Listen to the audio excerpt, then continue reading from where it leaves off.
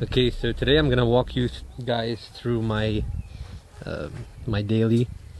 So this is a 2013 Range Rover Sport Supercharged limited edition. It is a limited because 2013 is when they released the new updated facelift of this car. So this was kind of like the like a last hurrah with the this generation of Range Rover. A few differences that they did was from the interior. They put a few nice touches, like they gave the rear door sills carbon fiber. It's a two-tone leather from inside. What's actually pretty funny as well, which I didn't notice when I first bought the car, but there's also Alcantara over here. It's a bit faded, and there's carbon as well in the front, and Harman Kardon speakers, etc, etc. For you Rover guys, I'm not gonna get into much details about that stuff because they're pretty much more or less the same. But what I love about this one is that it comes with actual Brembo brakes. This has to be done for this car because this is the Sport Supercharged Limited. You can identify them, the limited edition ones, by the brakes and by the Rover tag on the side. Sometimes they're red.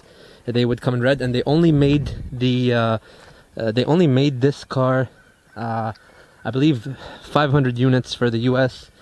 You could either get them in the black, Santorini black, or you can get them in white. Those were the only two color options that people had for this car. I'm gonna talk about some stuff that I did to this car, which is pretty awesome. One thing, this thing sounds absolutely ridiculous now, because shout out to my guy Phil Trill, who is at Eurofed Charlotte. He did a great job with this exhaust. He welded it himself, he cut the pipes himself, and he basically has made his own custom exhaust for me for this car, and it sounds unbelievable. And I've been in more than one SVR. I've been in an SVR as well with an exhaust. I believe, I don't remember which exhaust it had. Doesn't even come close to how loud, but how nice this thing sounds now as well. At least for me, I love loud cars.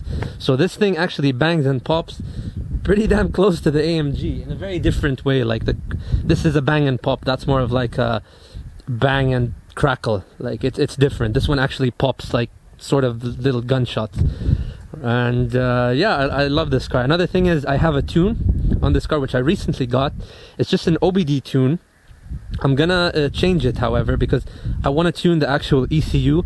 I found that to be a bit more effective. They claim on the OBD ports that they add 60 to 72 horsepower with better fuel economy and all that stuff. I don't really know if that's the case. Definitely there's a significant power gain from the exhaust, because the resonator on this thing was just huge and heavy and absolutely useless.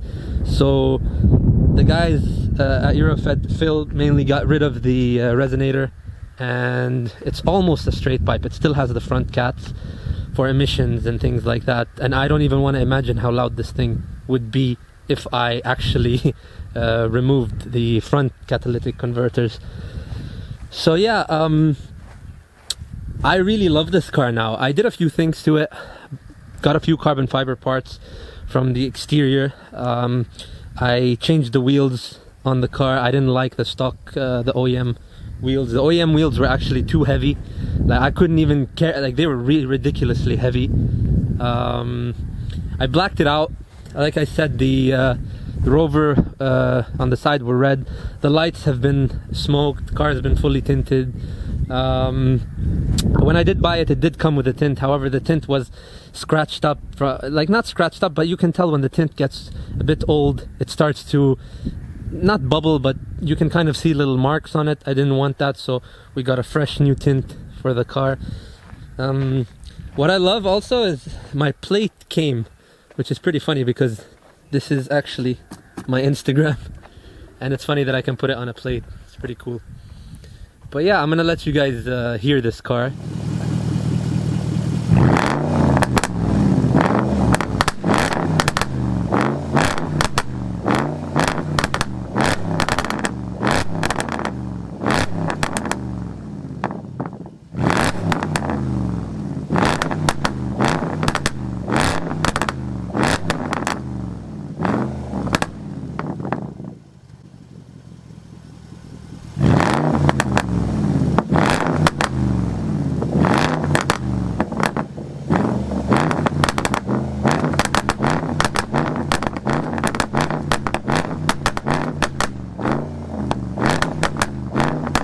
gonna let you hear the sound of this thing when it's driving by.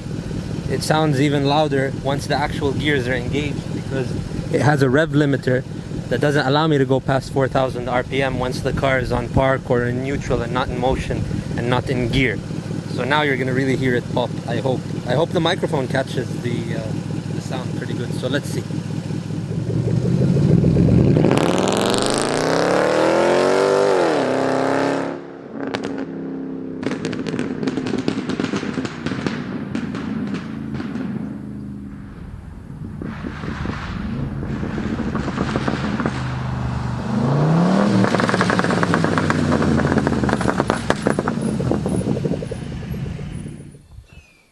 I love the fact that this comes with two-tone leather. Like I said, in the new Rovers, you don't sit as high up in front here. Excuse the mess. Okay, so this is all gonna go. It's all gonna be carbon fiber. I have an amazing company that will be doing the steering wheel for me, full carbon fiber, to match the OEM carbon. It's gonna be the exact same weave, because sometimes you can go to carbon fiber companies and the weave is a bit off. I don't like that, especially not at the part that you're going to be using most of all the time, which is the steering wheel. That's the part that you look at almost, well, you have to 100% of the time when you're driving. You can see this, so I want it to be matching the OEM carbon 100%. Yeah, that's the car from inside. Oh yeah, these don't come with the car. This is just kind of like a protective layer that I had put, and there's many companies that do that. Got it. I was always reluctant to buy Range Rovers, even the new ones. I'm still not the biggest fan for British cars. No hate towards British cars, but it's just, for me, I never actually saw myself owning a British car, especially for a daily, because I mean, it's no secret that they're not known for being the most reliable cars. So yeah, living with this though, there have been a few complications, nothing too crazy that I wasn't able to sort out, because I did buy this car secondhand. It's been one owner. I bought it, I believe, I want to say a year ago, and the first 2 months of this car, the first 2 months or 3 months, even more, the first 4 months of owning this car, I've been pretty annoyed with it, and I didn't really fall in love with it. But crossing the 7 months to 8 months mark, I started to fall in love with it, especially after going and trying out the new Range Rovers, because I've been to the dealer. When I first bought this car, there was a suspension issue. Other than that one issue, there has never been anything wrong with this car. I absolutely love this car. The power, I've driven a few of the new top-end, let's say, top-end SUVs like the Bentayga and the Urus. I've driven the Bentayga Black Edition, I've driven the Bentayga, I've driven the V8, I've driven the W12, I've been in a few Bentaygas, and I've been in a few Uruses. What else? I've been in the SVR, the new SVR. I've been in a few new Rovers, actually, because Land Rover was trying to get me out of this car and to go into a trade, an upgrade for one of the new Rovers. And they wanted me to pay a premium for that, which is fine if it's worth it. If it's really, really worth it, then why not? But to be honest with you, and they've given me a bunch of loaners. They've given me a Velar, they've given me an Evoque, and I believe they let me test drive their SVR and the Sport, the new Sport. I might sound crazy, but I actually I like driving this way more. And I love the fact that this one, from the interior, you sit a bit higher up than the new Range Rovers. I love that in this one. For the money, also, it's incredible. The power in this thing, I mean, stock, this car is 510 horsepower, and it's awesome, to be honest. On the highway, this thing just goes. As a daily, this thing actually tows my ATV to the places that I want to go. I hook up a trailer to it, and it is four-wheel drive. It has a bunch of, being a Rover, you know how Range Rovers are, they have a bunch of settings for winters, like rain, snow, high gear, low gear, all that stuff, raising, lowering suspension. And I love Rovers because they have a weird but unique system of the trailer hitch. It fits from under here. There's like a little clip here that you just push out. There's like a little plug that goes inside, and you just snap on the tow hitch adapter, and you can then put the tow hitch ball and everything on there. Pretty economic and pretty fast, to be honest. So it works for me. Just to be honest, driving it's a pleasure, especially after like I just got the Tune I think 3 days ago, and I installed it myself in the house. It's relatively easy. It's just an Obd Tune, and you can return it back to normal at any time. Yeah, but I'm really loving the exhaust on this car. Again, shout out to my guy Phil, because he's not like my mechanic or anything. He's actually a friend of mine who's a brilliant person to work on cars. And yeah, I really happy with the result. I love the way this thing drives. I love the way it sounds. One thing, maybe I'm wrong, maybe that's just in my head, but one thing that I actually love about the Tune is I can feel that the gear shifts, especially not the upshifts but the downshifts, are pretty damn responsive. Like now it feels like it shifts faster. Could be in my head, because again, I still didn't dyno the car. I can't give you the actual horsepower figures. I know that, like I said, stock it's 510. It's definitely more than that now, because the exhaust alone, no restriction, sounds great, the pulls are nice. I just love this thing. And again, instead of spending the extra cash on getting like a new Rover or something like that, which is, to be honest, a lot of them are being pretty basic right now, I'm just gonna invest a bit more in this one to make it a very unique one.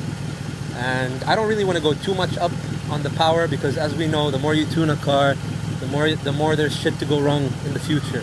So I want to keep this with the standard. Like, I'm not going to upgrade the supercharger or anything. A stock supercharger, stock everything.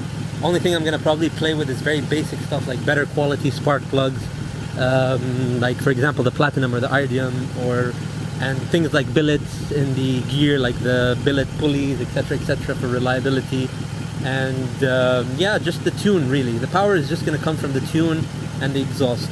Again, I know I have a tune on it now, but I definitely want to ship this ECU out to a company. I'm going to do my research, ship the ECU out overnight, have them kind of tune it to where I can actually guarantee that that's like a tune from a file which is guaranteed to provide let's say 630, 640 horsepower with an exhaust and combined with other stuff. So they are pretty expensive to maintain, but still bearable. Nothing too crazy, because it doesn't really depend. It doesn't really matter if you own a 2020 Range Rover or if you own a 2008 or 6 Range Rover.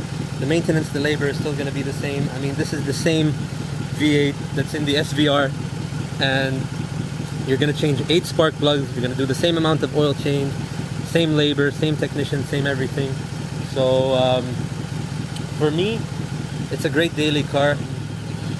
Yeah, that's about it for this car. It's not really a review. I'm not doing a review on this thing because, again, it is a 2013 Range Rover limited edition. A lot of people don't even know this car exists. Like, for them, it's either a Range Rover Sport Supercharged, or something else like Autobiography and stuff like that.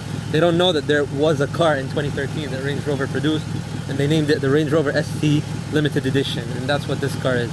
That's the reason it has the carbon fiber, that's the reason it has the Brembo brakes, that's the reason it has the SVR engine, that's the reason, what else, it comes with the two-tone leather, and that's also the reason you can only have it in 2 colors, which is the black, Santorini black, or the white, forget its name. I'll give it one last time before we head out.